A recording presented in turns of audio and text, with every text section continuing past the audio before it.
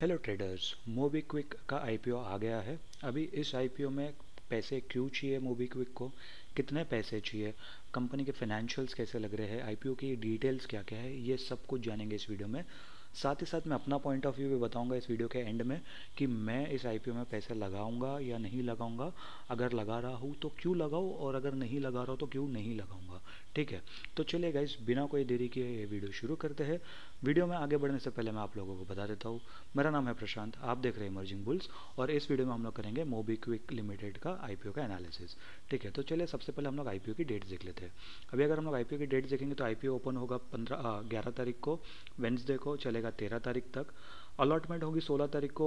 17 तारीख को आपके अकाउंट में डीमैट शेयर आ जाएंगे, अगर जिसको अलॉटमेंट मिली है। जिसको नहीं मिली उन लोग के अकाउंट में रिफंड आ जाएंगे। ठीक है, और 18 तारीख के दिन 18 दिसंबर को ये शेयर स्टॉक एक्सचेंज पे लिस्ट भी हो जाएगा। ठीक है, कुछ और डिटेल्स देख लेते हैं। फेस वैल्यू 2 रुपये की है। प्राइस बैंड इसका 265 टू 279 पर है। अगर हम लोग अप्लाई करेंगे तो 279 पर ही अप्लाई करना है, 278.90 पर भी अप्लाई नहीं करना है, नहीं तो फिर आपको अलॉटमेंट नहीं मिलेगा। इस बात का ध्यान रखना चाहिए। ठीक है, और ये कोई भी आईपीओ के लिए, मतलब कोई भी आईपीओ जो भी आपका जो हाईएस्ट प्राइस ब्रैकेट रहता है उस पर ही अप्लाई करोगे तो ही आईपीओ आपको मिलेगा। ठीक है, अभी अगर हम लोग यहाँ पर लॉट की बात करें तो 53 शेयर्स का एक लॉट बनाया हुआ है कि जितना भी आप अप्लाई करोगे तो आपको 53 शेयर्स मिलेंगे एक लॉट पे। अभी टोटल इशू साइज़ की बात कर लेते हैं। 572 करोड़ का टोटल इशू साइज़ है और अच्छी बात यह है कि ये पूरा का पूरा फ्रेश इशू है, यानी कि पूरा का पूरा 100% पैसा कंपनी के पास जा रहा है। ठीक है, ये सबसे अच्छी बात है फिलहाल इस आईपीओ में। ठीक है, अभी हम लोग और भी आगे देख लेते हैं कि और भी डिटेल्स क्या क्या है। अभी अगर इधर यहाँ पर हम लोग देखेंगे, थोड़ा सा और इसको नीचे स्क्रॉल कर देता हूँ। अगर हम लोग यहाँ पर देखेंगे QIB को 75% दिया गया है, रिटेल के पास 10% है और HNI के पास 15% है। ठीक है, रिटेल मैक्सिमम आप एक लॉट, मतलब मिनिमम आप एक लॉट ले सकते हो 53 शेयर्स का, जो कि होगा 14,787 का। ठीक है, मैक्सिमम आप 13 लॉट ले सकते हो जिसका आपको प्राइस पड़ेगा 1,92 का। जैसे ही आप 2 लाख के ऊपर चले जाओगे तो आप ऑटोमेटिकली HNI कैटेगरी में आ जाते हो। अभी आप HNI हो, ठीक है, HNI रिटेल कोई भी कैटेगरी में कोई भी ब्लॉक नहीं है, आप जब भी चाहे तब भी शेयर्स बेच सकते हो, कोई भी लोग का लॉक इन पीरियड नहीं है।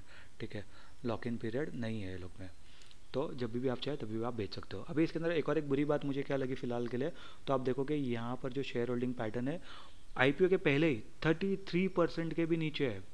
ठीक है, 33% के भी नीचे है। तो अगर अभी आप और ज़्यादा मार्केट में शेयर्स डाइल्यूट करोगे तो प्रमोटर्स के बाद कितने बचेंगे, 25%। ये मुझे काफ़ी ज़्यादा एक फिलहाल बुरी चीज़ लग रही है। अभी कंपनी के बिजनेस मॉडल को समझता है। बिजनेस मॉडल ऑलरेडी मेरे हिसाब से आप में से काफ़ी लोगों को पता ही होगा कि कंपनी क्या करती है, बट जिन जिन लोगों को नहीं पता है तो ये कंपनी शुरू हुई थी मार्च 2008 पे। ठीक है, ये एक फिनटेक कंपनी है, जैसे कि पेटीएम वेटीएम वो सब जो कंपनी है।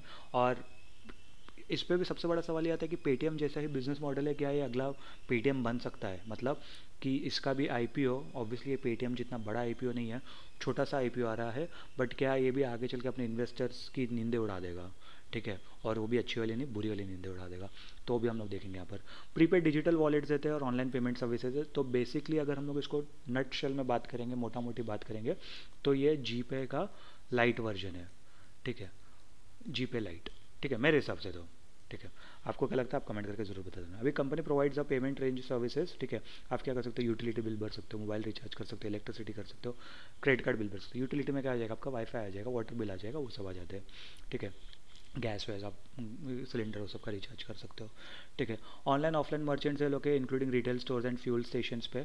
ठीक है, यूपीआईज, फ़ोन आईडी, बैंक अकाउंट सब कर सकते हो, आप पैसे ट्रांसफर कर सकते हो, बैंक बैलेंस चेक कर सकते हो, QR code and payment, UPI, credit card, रुपए क्रेडिट कार्ड सब के थ्रू आप कर सकते हो। तो ये सब ये लोग का बेसिक फीचर्स एक है। ठीक है, सबसे इंपॉर्टेंट बात क्या है, सबसे मुद्दे की बात क्या है। ठीक है, अगर मैं यहाँ पर रीड मोर पे भी कर लेता हूँ तो यहाँ पर आप देखोगे, यहाँ पर भी कंपनी के बारे में और भी बहुत सारी डिटेल्स दिया है कि लोग ई कॉमर्स मर्चेंट है, स्कैन एंड पे, क्विक क्यूआर कोड है, साउंड बॉक्स है। साउंड बॉक्स यानी कि जो पेटीएम वाली जो मशीन दिखती है हम लोग को, ठीक है, और जो ऐसी मशीन दिखती है जिसके ऊपर एक क्यूआर कोड रहता है। ठीक है, ऐसा ऐसा जो क्यूआर कोड रहता है, जो मशीन रहती है जिधर से आवाज़ आता है कि इतने इतने पैसे आपने ट्रांसफर करे, उसको साउंड बॉक्स बोला जाता है।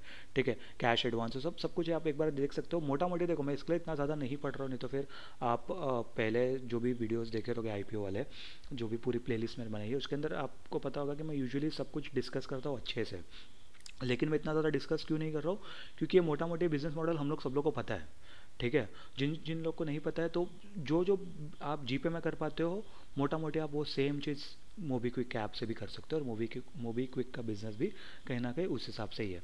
इसलिए मेरे को मेन इंटरेस्ट है कंपनी के फाइनेंशियल्स पे।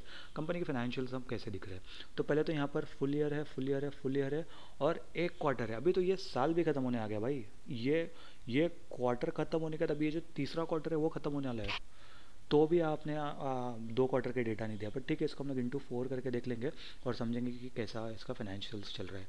ठीक है, पहले तो आप एसेट्स देखोगे तो 830 करोड़ के एसेट्स थे, वो घटकर 714 करोड़ के एसेट्स हो गए। ठीक है, फिर वो वापस बढ़कर 800 850 करोड़ के एसेट्स हो गए, और अभी वापस एक क्वार्टर में लोग ने 500 करोड़, सॉरी 50 करोड़ के एसेट्स लोग ने जोड़ लिया, जो कि हम लोग ने काफ़ी बारी देखा है। काफ़ी बारी आईपीओ के पहले कंपनी के अचानक रेवेन्यूज़ बढ़ जाते हैं, एसेट्स बढ़ जाते हैं, तो इसके अंदर कुछ नई बात नहीं है। ठीक है, अभी रेवेन्यूज़ की बात करेंगे तो पहले 550 करोड़ का रेवेन्यू था, फिर उसके बाद स्टैगनेंट ही था समझो, मतलब हार्डली 1% का जंप आया होगा। फिर उसके बाद पिछले साल में यानी कि 2024 वाला जो फाइनेंशियल ईयर था, उसके अंदर ऑलमोस्ट 900 करोड़ का ये लोग का रेवेन्यू हुआ। अभी इधर एक क्वार्टर के हिसाब से 350 करोड़ पकड़ लेते हैं, 350 इंटू 4 अगर हम लोग करेंगे तो 1400 करोड़ का ये लोग का रेवेन्यू बन रहा है। ठीक है, तो रेवेन्यू में तो ग्रोथ डेफिनेटली यहाँ पर नज़र आ रही है। अब अगर प्रॉफिट आफ्टर टैक्स की बात करेंगे कि पैसे कितना बना रहे हो, पहले तो पैसे लोग बंद कर रहे थे -128 करोड़, फिर वो जो है वो और कम हुआ -83 करोड़, फिर अभी प्रॉफिट पहली बार हुआ पिछले साल में 14 करोड़ का। ठीक है, अभी वापस आप एक लॉस कर रहे हो -6 करोड़ का। अभी इसके अंदर प्रॉब्लम क्या मालूम है क्या, आप एक क्वार्टर प्रॉफिट करते हो, ठीक है, एक क्वार्टर प्रॉफिट, एक क्वार्टर लॉस। ठीक है, तो इसके अंदर आपका नेट में लॉस ही हो जाता है, क्योंकि आपके काफ़ी सारे क्या बोलते हैं, आप जिस महीने प्रॉफिट करोगे उधर आपका एक्सपेंसेस जाएगा, बिल्स सब जाएंगे, टैक्स वैक्स जाएगा, काफ़ी सारी चीज़ हो जाती है ना, तो वो सब तकलीफ दे देता है। तो ये चीज़ को अभी ध्यान रखना चाहिए। अभी फिलहाल तो मुझे ये बिल्कुल भी अच्छा नहीं लग रहा है। अगर आप प्रॉफिटेबल होने के बाद अगर यहाँ पर 1 करोड़ का भी प्रॉफिट होता ना, पॉजिटिव 1 करोड़, तो भी मुझे सही लगता, बट ये -6 करोड़ है। ज़्यादा लॉस नहीं है बट है। ठीक है, इनकम के मुकाबले तो बिल्कुल है वो। ठीक है, अभी अगर हम रिजर्व्स की बात करें तो 200 करोड़ के रिजर्व्स थे, वो घटकर सीधा 131 करोड़ के हो गए, फिर घटकर फिर बढ़कर 151 करोड़ के हो गए, अभी वापस 147 करोड़ के। तो रिजर्व्स डेफिनेटली कम होते हुए जा रहे हैं। बट अगर वहीं पर हम लोग बोरोविंग्स की बात करेंगे तो बोरोविंग्स बढ़ती जा रही है। पहले 150 करोड़ की थी, फिर 192 करोड़, फिर 211 करोड़, और उसके बाद 206 करोड़। यहाँ से यहाँ बोरोविंग्स में 5 करोड़ का डिप आया है डेफिनेटली। रिजर्व्स में भी डिप आया, तो रिजर्व्स में से शायद बोरोइंग्स कम हुई होगी, पता नहीं। ठीक है, तो वो एक चीज़ हो सकती है। बट कहीं ना कहीं बोरोइंग्स में सिर्फ एक अच्छी बात क्या है कि पिछले 3 साल में इतनी ज़्यादा बोरोइंग्स भी नहीं बढ़ी है जितनी बढ़ सकती थी। तो बोरोइंग्स इन्होंने कंट्रोल किया है, बट डेफिनेटली शायद बोरोइंग्स भी इसलिए कम है इसकी मतलब कंपनी की, क्योंकि शायद ये लोग इतना ज़्यादा प्रॉफिट कमा ही नहीं पा रहे। इतनी पुरानी कंपनी 2008 से अभी ऑलमोस्ट 2025 आ गया है। ठीक है, 17 साल आप एक कंपनी को दिए हो। डेफिनेटली एक कंपनी चलाना छोटी बात नहीं होती, काफ़ी ज़्यादा बड़ी बात होती है। लेकिन आप अभी भी उसके अंदर आपका प्रॉफिट किस साल आ रहा है, किस साल नहीं आ रहा है, वो काफ़ी ज़्यादा एक मतलब सोचने वाली बात हो जाती है। करेक्ट, तो इसके लिए आपको पैसे मिलना भी मतलब कहाँ से आप मिलोगे, या तो आप वीसीज के पास से पैसे उठाते हो, ठीक है, या तो आप बैंक के पास से लोन ले लेते हो, ठीक है, या तो कोई भी बड़े इन्वेस्टर के पास चले जाते हो, ठीक है, या तो फिर आप आईपीओ लेके आ जाते हो।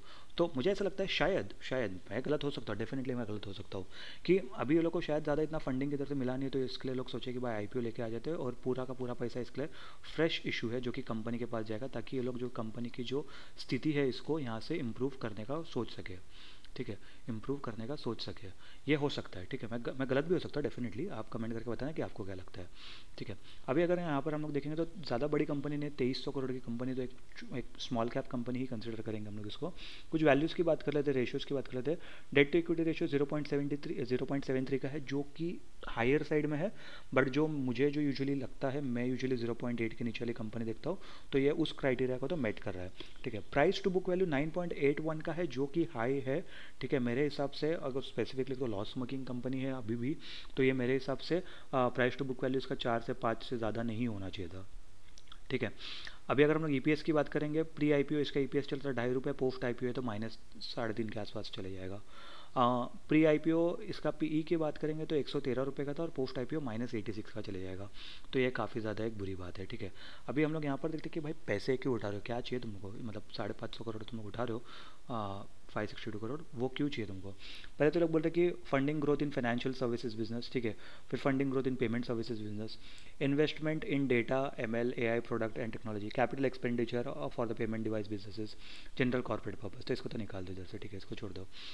अभी मुझे एक बात बताओ, ठीक है, आप ऑलरेडी एक तो 1 साल इधर प्रॉफिट करे, पिछले 3 साल में 1 साल इधर प्रॉफिट करो, प्रॉफिट आपका ज़्यादा तो है नहीं, फ्लक्चुएटिंग प्रॉफिट है, आपके पास इतनी ज़्यादा बोरोइंग्स है, ठीक है, 200 करोड़ की बोरोइंग्स है, भले से इतनी ज़्यादा भी नहीं है, ठीक है, लेकिन आपके प्रॉफिट रिजर्व्स के मुकाबले तो बहुत ही ज़्यादा है वो, ठीक है, तो अगर आप उससे अच्छा यहाँ पर जो आप ये जो 550 करोड़ जो आप उठा रहे हो, ठीक है, ये जो आप 625 करोड़ जो आप उठा रहे हो, तो ये 625 करोड़ में से आप अगर 100 करोड़ भी अगर इसमें से बोरोइंग कम कर दोगे, तो 100 करोड़ भी अगर आपके बोरोइंग कम हो जाएंगे, तो ये आपकी कंपनी के प्रॉफिट को ही इंक्रीज करेगा ना।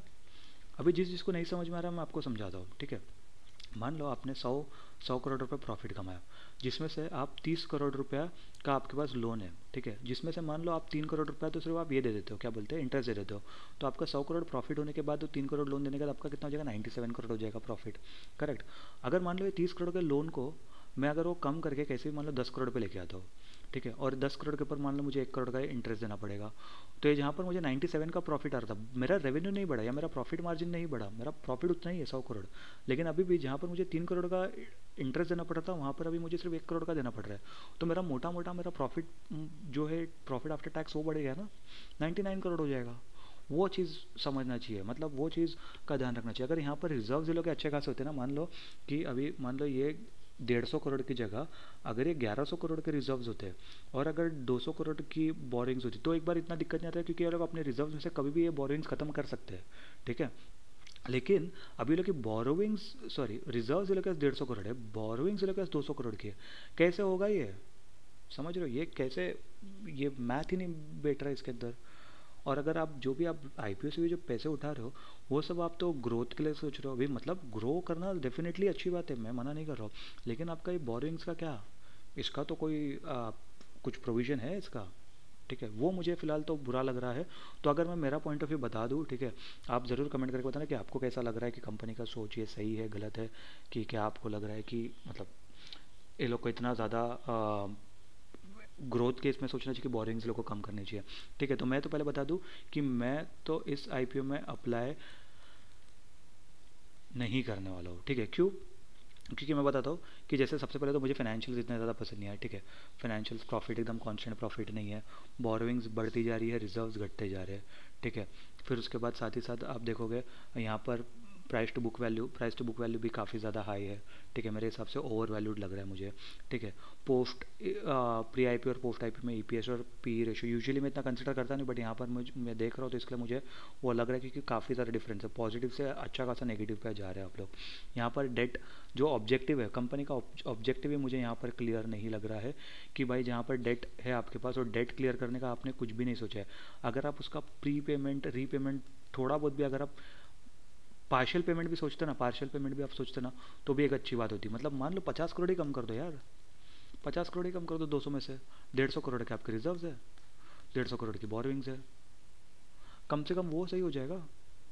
वो चीज़ मुझे यहाँ पर नहीं दिख रहा है, तो इसके लिए मुझे इतना मज़ा नहीं आ रहा है, सच बोलूँ तो मैं नहीं तो बाकी बिजनेस मॉडल तो डेफिनेटली यूपीआई वो सब वाले बिजनेस तो यूजुअली चलेंगे, ऐसा नहीं है कि नहीं चलेंगे, क्योंकि बहुत सारे अभी टेक्नोलॉजीज़ के हिसाब से लोग बहुत सारी चीज़ें आ रही है, बहुत सारे ब्रांड यूपीआई जो सब मॉडल को अडॉप्ट कर रहे हैं अभी, तो वो सब चीज़ें चलेगी, ठीक है, इंडस्ट्री में कॉम्पिटिशन होगा, लेकिन जो जो बेसिक्स है ना वो मुझे थोड़े से कहीं ना कहीं कम लग रहे हैं, इसके लिए शायद से अभी तक 17-18 साल हो गए कंपनी को, बट फिर भी अभी तक ये उतना ज़्यादा एग्रेसिवली ग्रो नहीं कर पाए, और लोग को हर बार ये लोग अपना इक्विटी डाइल्यूट करके, आप देख सकते हो कितना ये लोग को इक्विटी डाइल्यूट करना पड़ा, 67% ये लोग ने इक्विटी ऑलरेडी डाइल्यूट कर दिया है अपना, ठीक है, अभी 33% के भी नीचे बचा है, अभी कुछ टाइम बाद जब आईपीओ आने के बाद ये 25% के आसपास हो जाएगा, फिर क्या कंपनी तो अपने पास बची नहीं, आप तो लोगों को माल्टी के चले जा रहे हो, ठीक है, वो चीज़ काफ़ी ज़्यादा मुझे गलत लग रही है। तो आई होप गाइज आपको वीडियो पसंद आया होगा, वीडियो अगर पसंद आया होगा तो वीडियो को लाइक कर दो, चैनल को सब्सक्राइब कर दो, कमेंट कर दो, नोटिफिकेशन घंटी बजा दो, और दोस्तों के साथ और अपने रिलेटिव्स के साथ वीडियो शेयर कर दो। मैं मिलता हूँ आपसे अगले वीडियो में, तब तक के लिए गुड बाय।